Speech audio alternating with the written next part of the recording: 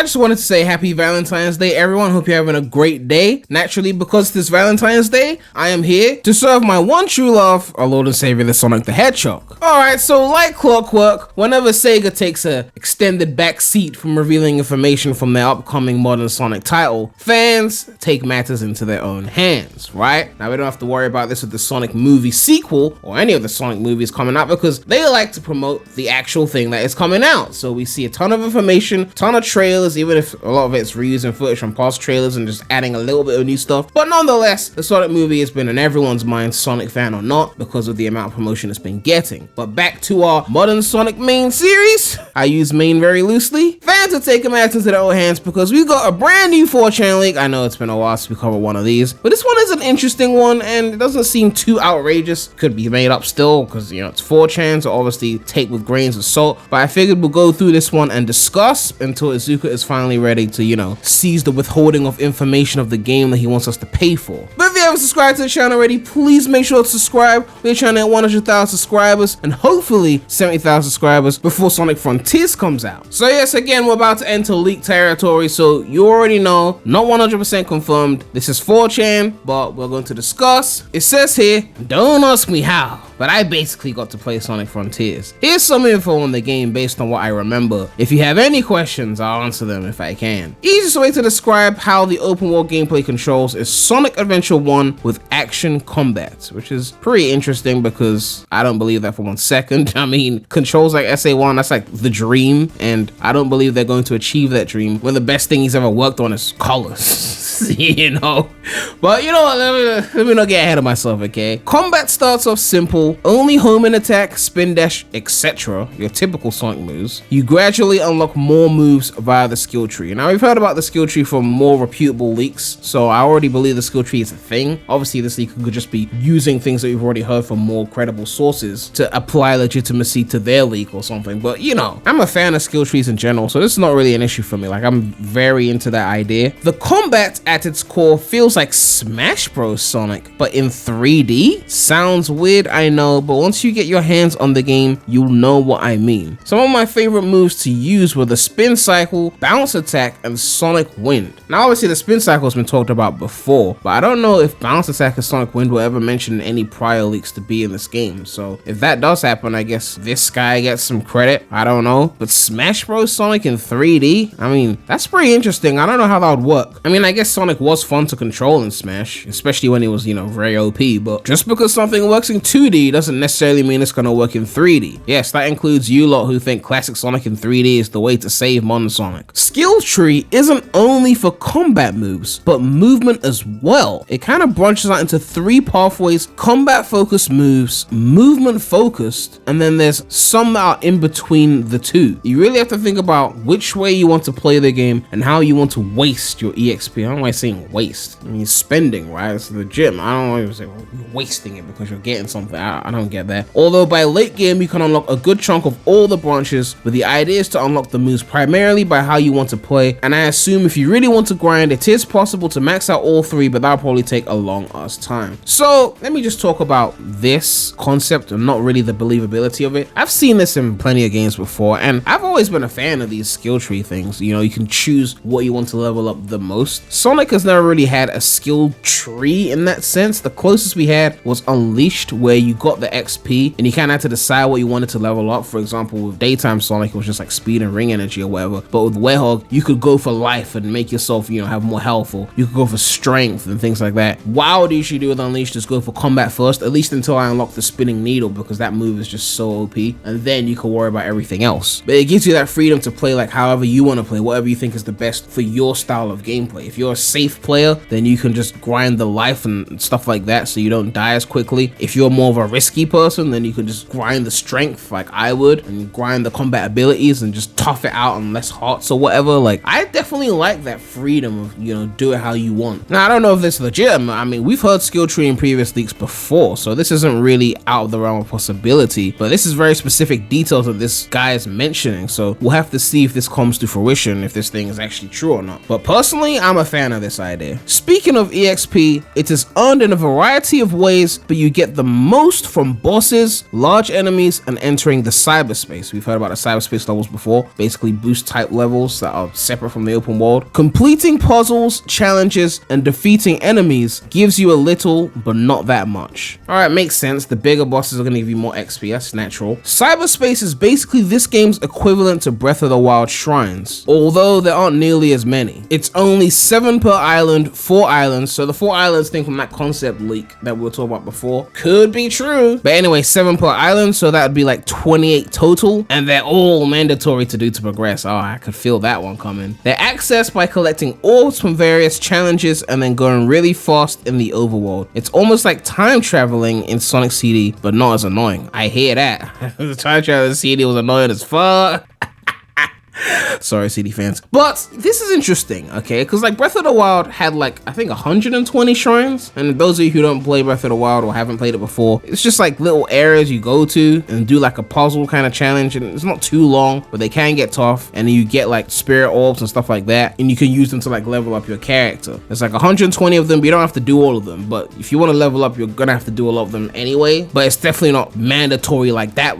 Whereas in this one, obviously they want the game to be long. So they've got 28 and they're saying do all of them, okay? Like no ifs, ands, or buts. If there's only 28, I can see why they would force you, because people aren't going to do all 28 if there's 28. If there was like 50, 60, maybe people do like 28. But as long as they're fun, I guess it's fine. And from the previous leaks, people were saying that the cyberspace was the highlight of the game anyway. But the question is, how long are they? Are they going to be like some 30-second challenge? Are they going to be like 28 Sonic Colors Act 4s, basically? Like Tropical Resort Act 4, you know that shit? Or is it going to be like 28 full levels, like at least 2+ minutes, which ideally 4 minutes is the ideal Sonic length, right? 4 to 7 minutes when you're good at the level. But is it gonna be some short shit or some long shit? Because that's gonna set the difference between whether the cyberspace is the highlight of the game or if it's just something that's fun that you barely get to do, right? I would be thoroughly surprised if it was 28 cyberspace levels and they were all like 4 minutes long and like really engaging. But this also raises the question of how many environments are there gonna be in these cyberspace levels. I mean, 28 levels, it's probably not gonna be more than like 7 environments reused like 4 times, let's be real. Which I mean, I can handle 4 acts if they're great acts, right? But like, I don't want it to be like Green Hill, Chemical Plant, Sky Sanctuary, you know what I mean? At least 7 original environments, levels that are 4 to 7 minutes long once you're good. That would essentially be the dream, right? I mean, Generations was what? 9 areas times 2 for Modern and Classic, that's 18 levels. So this one being 28 and having a bigger budget, it's not out of the wrong possibility, but until I hear confirmation, I'm just going to assume these cyber levels are gonna be either short as fuck or not that many of them, or both. Now there's a second post on here that was posted right after the first one, so I'm guessing this anonymous leaker split their information into a second post. Anyway, it says, cyberspace levels look like some sort of simulation. When you warp in, it looks like some vaporwave aesthetic, but as you progress through the levels, they basically become like regular theme stages, some cities, Green Hill clones, you know, the type of things you'd see in a Sonic game. Occasionally the level would flicker and you'd see the cyberspace digital look underneath, reminding you that you're in a digital world. They play like your standard boost levels and you get a Chaos Emerald at the end. You can replay them at any time to grind EXP. Okay, hold on. You said you get a Chaos Emerald at the end, but you said there's 28 of them. So was it like every 4 of them you get a Chaos Emerald? I guess that could be a way of them just copying Breath of the Wild, because in Breath of the Wild, you get like 1 spirit orb per shrine, but you needed 4 spirit orbs to actually upgrade something. So it's like, you gotta do 4 shrines to get an upgrade. So it's like, do 4 cyberspace levels, you get 1 Chaos Emerald, and then do that 7 times, which is 28 levels, and then you get your 7 Chaos Emeralds, instead of just being 7 cyberspace levels and that's it, which would be really fucking lame. And then they mentioned the vaporwave aesthetic with some simulation and some digital artifacts or whatever. It sounds like, you know, I remember when Forces came out and people were like, oh, null space has that little purple area for like a few seconds and then it just is gone and that's it. It sounds like maybe a more fleshed out version of that, kind of like a full-ish version of null space, not full, but like more prominent, that you're in some kind of virtual kind of thing. I don't know, which I guess is interesting. It says, once you have all the emeralds in an island, the game allows you to approach said island's titan. So there's 4 islands. How many emeralds are going to be in each island? 2, and then maybe 1 in the last one. I don't know. You turn into Supersonic, basically climb up him like a tree, and once you're at the top, you beat the shit out of him. After this is over, the emeralds scatter and you collect them in the next island. Wait, so you collect all the emeralds in the island and then they scatter again and then you have to collect them again? That is interesting. So that means if there's 4 islands, 7 cyberspace levels per island to make 28 levels, that would mean that you'd collect the Chaos Emeralds 4 times. That's kind of interesting. You collect all 7, use it to face the boss, then you lose them, and then go to the next island. I guess it makes sense because otherwise, if you've got the emeralds, you just play the whole game with Supersonic, right? Kind of defeat the whole purpose of everything. So they gotta find a way for you to lose them so it makes sense, and then you have to go and fight for them again. Although I can imagine that getting a bit annoying. I mean, as long as the gameplay is fun, I won't really care about losing it. You know, I'm not some Supersonic hordes. Like, I always gotta be playing a Supersonic. I don't really like playing a Supersonic all the time anyway. Like, when I play like Sonic 2, Sonic 3, I tend to just play as regular Sonic. I don't like to play as Super or Hypersonic all the time. That overpoweredness gets tiring really quickly. It's a bit more tolerable in Mania because like the game's levels accommodate Supersonic better in the sense that it doesn't feel like all the challenge is gone simply because you're Super, which is kind of how it felt like in Sonic 2 and Sonic 3 for the most part. Anyway, new companion character that follows you throughout the game. She's basically a human looking hologram thing. Don't know exactly what she is since, like I said, her main purpose in gameplay is to refill your rings in the cyberspace and in boss battles. Is this separate from Amy the Ghost Girl? I don't know what's going on here. I mean, they confirmed that it was Amy, so I don't know if the leaker just didn't get that memo or this is a completely different thing.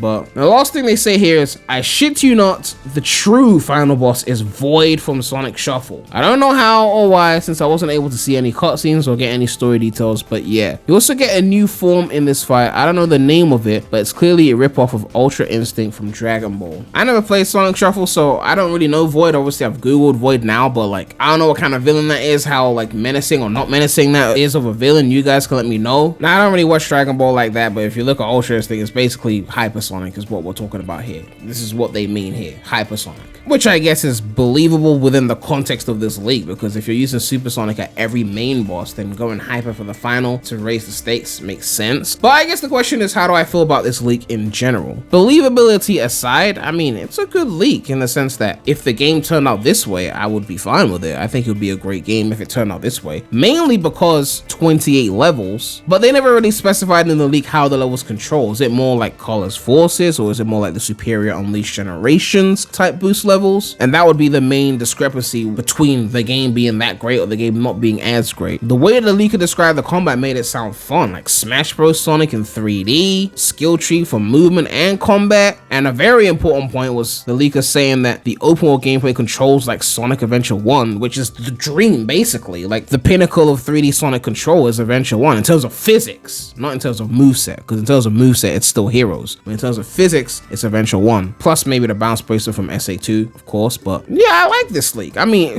it's a shame because, you know, it's probably not real and the game will come out and won't live up to this, and we'll get like 5 cyberspace levels, well, probably not 5, maybe like 7, and then the control will be like Lost World in the open world and Forces in the cyberspace, and it'll be depressing. But you know, it's nice to dream, you know, it's nice to have hope once in a while. So for a few hours I'll allow myself to believe that this leak is true and that the game will turn out a-okay. I mean, that's what Izuku wants me to believe, right? And he's helping us believe that by not showing us the game and giving us positive buzzwords and interviews to get us hype. At this rate, I don't even know if we'll see the game until E3. My god, let me not even get into that right now. I'll do a separate video on that. But yeah, let me know what you guys think about this. We got a Sonic Frontiers leak from February, just 1 week ago, and they're saying some pretty interesting things here. Do you like the leak? Do you believe the leak? And when do you think we'll see gameplay for Sonic Frontiers? But yeah, make sure to like, comment, subscribe, hit that bell. Make sure to check out the non-Sonic channel. The link will be in the description. But that's all I have to say right now. So, Premy out.